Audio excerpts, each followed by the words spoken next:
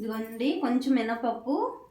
నేను ఈ మినపప్పు వేస్తానండి, పొట్టు ఉన్న మినపప్పు. మీరు ఇది లేనిదైనా వేసుకోవచ్చు, సాయి మినపప్పు.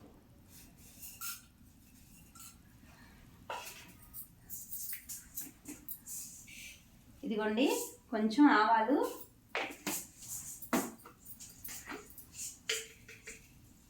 ఇదిగోండి కొంచెం జీలకర్ర,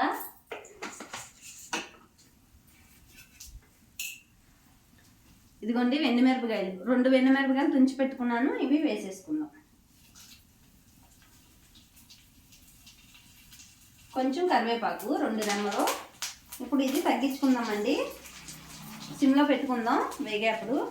ఇదేంటి అనుకుంటున్నారా? పచ్చిమిరపకాయలు, ఒక 4 పచ్చిమిరపకాయలు, చిన్న అల్లం ముక్క. ఇదిగోండి ఇలా దంచి పెట్టుకున్నాను. తాలింపులు వేగాక ఇది కూడా వేసేసుకోవాలి అందులోని.